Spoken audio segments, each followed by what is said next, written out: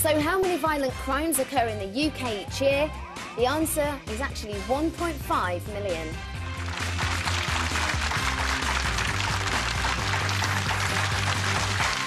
That's right, according to the European Database of Statistics. That sounds sinister on its own, doesn't it? We're the violent crime capital of Europe. 20 people every day admitted to A&E as a result of violent assaults.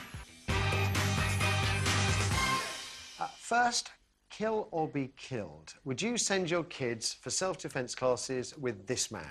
He's a former US Navy SEAL. He's called Tim Larkin. He teaches, well, frankly, hardcore self-defence, and he's hoping to set up classes in the UK to the fury of some politicians.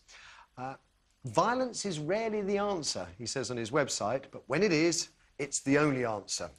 Now, in essence, this guy teaches people how to kill rather than be killed, and his two-day course, target-focused training, costs around 300 quid, and teaches participants how to use self-defence to seriously wound and even kill would-be attackers. But there are doubts these courses will ever take place here in this country, because insiders reckon the Home Office will refuse Larkin a visa because it can ban foreigners from entering Blighty if it's thought they intend to spread a violent message.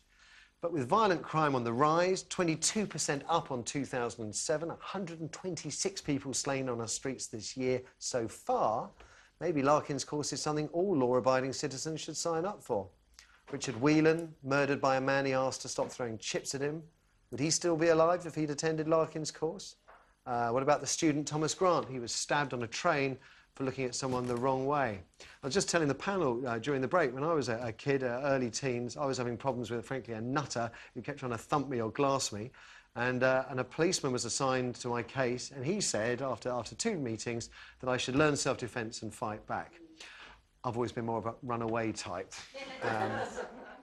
which is, to bring it on to a very serious and grave note, what your brother was doing. He was trying to escape from trouble.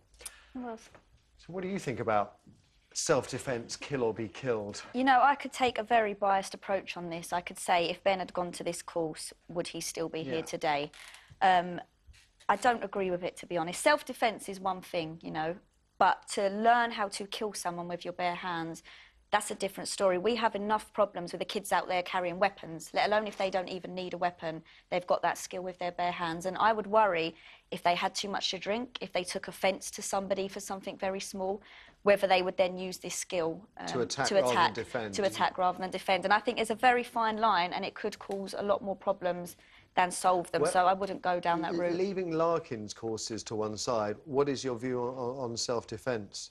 You know, again, you can go and do karate, you can do martial arts, but there is always that danger that you have that advantage over your opponent and you could kill them. Now, how would you live with yourself? I wonder about what kind of advantage you get, because I can't imagine myself... In fact, again, we're saying during the break, I've been in a situation where I'm being face down by someone. I'm thinking, this bloke's going to hit me, he's going to hit me. I should hit him first before he hits me, and then bang, he's hit me, and that's the end of the story.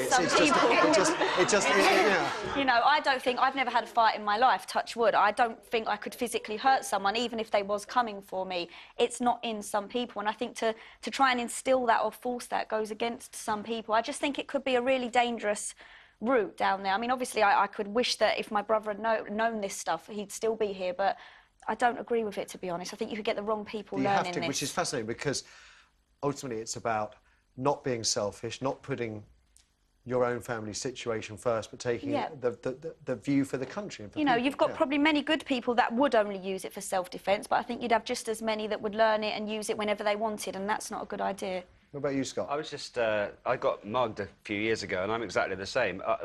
Even if I could fight, the shock of it was just paralysing, and I couldn't think of anything else. So I just think this could open up a whole... He may say, of course, well, Scott, if you sign up to my course, I can teach you so that you can stand up for yourself. No, Can I read you this? This is from his website. 3 menacing thugs brandishing knives and a gun surround you and your date. It's likely only one side walks away.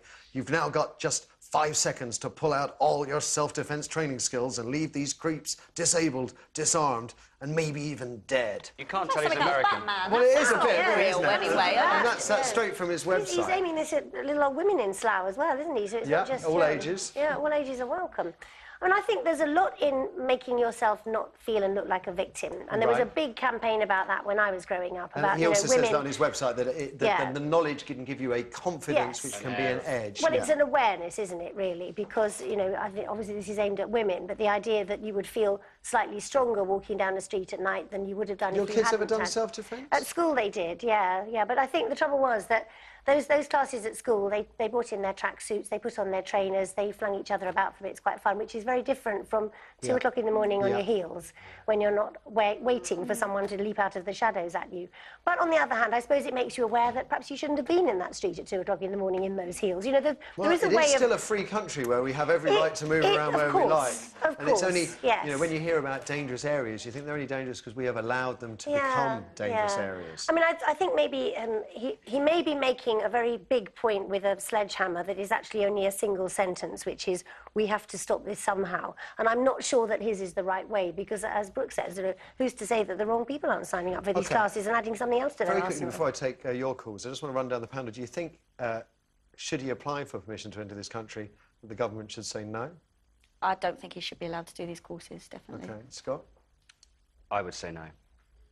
I'm not sure, actually. I kind of want to know what the rest of the message is. I mean, he's selling himself, so he's got to sell himself. He's doing it in a really brash American, you know, kill or be killed. It's very. I don't like the violence is the only answer part of that last quote. You know, I think that one of the things I'm trying to teach the kids out there is you can talk. There are other choices. Don't just choose violence. The first point is violence is hardly ever the answer. You're feeling he is in direct. Yeah, I know obviously he starts that quote with violence is rarely the answer, but to say that it's the only answer sometimes that's a really wrong message. I don't agree with that message. So you say never? No. Not in terms of violence. No, I don't think violence is ever the answer. I really don't. OK. Let's throw it open to you. Do you think this guy, and it's 2 questions, I mean, do you think this guy should be allowed in the country? And secondly, do you think there's anything to what he's trying to preach? Kirsty? We have Tina on line 1.